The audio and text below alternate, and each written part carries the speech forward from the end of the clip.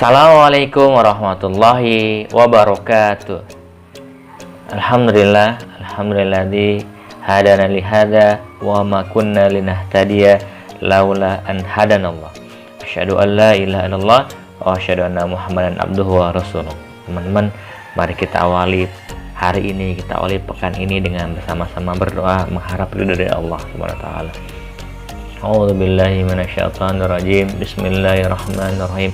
Rabbi zidni ilma warzuqni fahma. Rabbi shrah li sadri wa yassir li amri wahlul 'uqdatam min lisani yafqahu qawli. Rabbi firli wa liwalidayya warhamhuma kama rabbayani shaghira. Rabbana atina fid dunya hasanah wa fil akhirati hasanah wa qina adzabannar. Amin.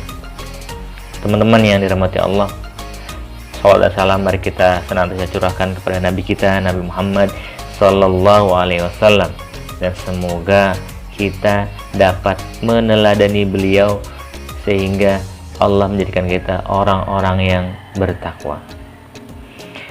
Teman-teman yang dirahmati Allah, pada kesempatan kali ini ya, kisahnya tentang menteri yang berkata baik. Aku percaya bahwa ketentuan Allah itu baik. Islam itu memang indah. Maka ketahuilah tentang keindahan-keindahan Islam yang bermuara pada karakteristik Islam itu sendiri. Sebuah hadis Rasulullah mengatakan, sungguh menakjubkan urusan seorang mukmin. Semua urusannya baik baginya. Dan kebaikan itu tidak dimiliki kecuali oleh seorang mukmin. Apabila ia mendapat kesenangan, ia bersyukur, alhamdulillah, dan itulah yang terbaik untuknya. Dan apabila mendapat musibah, ia bersabar, dan itulah yang terbaik untuknya. Hadis riwayat Muslim. Ketentuan Allah adalah baik. Setiap perkara yang berlaku pasti ada hikmahnya. Dan setiap ketentuan Allah juga adalah yang terbaik buat hamba-hambanya. Ada sebuah kisah menarik tentang seorang menteri yang selalu menjawab baik setiap kali ditanya pendapat tentang sesuatu. Pada suatu hari, menteri ini menghadiri acara makan-makan bersama raja. Ketika sedang memotong buah, raja dengan tidak sengaja telah mencederakan jari telunjuknya. Ya, jari telunjuknya sendiri itu kepotong. Pisau yang dia gunakan untuk memotong buah telah menyebabkan jari telunjuknya terpotong dan merasakan kesakitan. Raja pun bertanya kepada menteri yang duduk di sebelahnya tentang kejadian yang baru saja dialaminya. Menteri itu, ini adalah baik untuk sang raja. Jawab menteri itu tanpa keraguan. Apa? Kamu katakan ini baik? Raja marah dengan jawaban itu. Iya, wahai raja, itu baik. Raja yang sangat marah dengan jawaban itu, mana mungkin jarinya yang terluka parah seperti dianggap menterinya sebagai hal yang baik. Maka dia memerintahkan menteri itu ditangkap dan dimasukkan ke dalam penjara. Kemudian sang raja mengunjungi menterinya di penjara dan bertanya padanya, sekarang, apa pendapatmu tentang keadaanmu sendiri yang sekarang berada dalam penjara seperti ini? Ini juga baik untukku, wahai raja. Jawab menteri itu tanpa ragu-ragu. Mendengar jawaban itu, raja menjadi semakin marah dan segera meninggalkan menterinya sendirian di dalam penjara. Dia merasakan menterinya itu sangat keterlaluan dalam memberikan pendapat. Beberapa hari kemudian, raja pergi berburu di dalam hutan dan ditemani oleh menterinya yang lain. Mereka pun berangkat dengan kuda menuju ke hutan. Oleh karena menteri yang baru tidak biasa dengan cara raja menunggang kuda, akhirnya dia tertinggal jauh di belakang. Mereka terpisah dan akhirnya raja sendiri tersesat di dalam hutan. Bukan saja hanya tersesat, raja juga ditangkap oleh sekumpulan penyembah berhala yang tinggal di dalam hutan itu.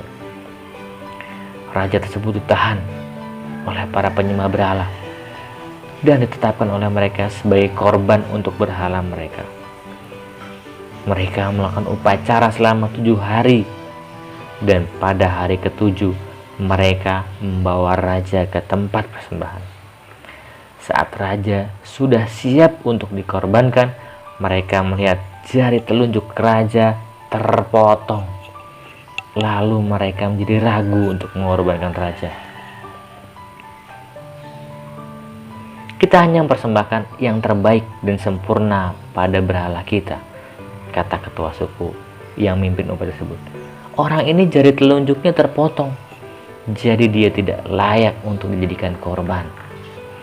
Oleh karena itu, mereka melepaskan raja tersebut dan beliau kembali ke kerajaannya dengan perasaan yang gembira.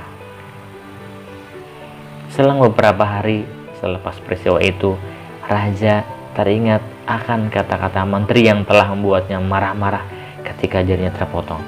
Dia segera ke penjara dan berkata pada menteri itu, "Apa yang kamu katakan waktu jari saya terpotong memang betul. Itu memang hal yang baik." Lalu raja menceritakan apa yang telah dialaminya hingga dia akhirnya selamat dari ancaman kematian.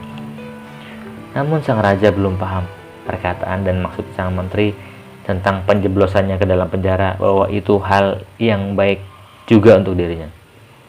Lalu sang raja pun menanyakannya, "Wahai menteriku, engkau telah mengatakan bahwa jariku terpotong adalah baik, dan itu telah terbukti. Namun bagaimana denganmu yang mengatakan bahwa penjara ini baik untukmu?"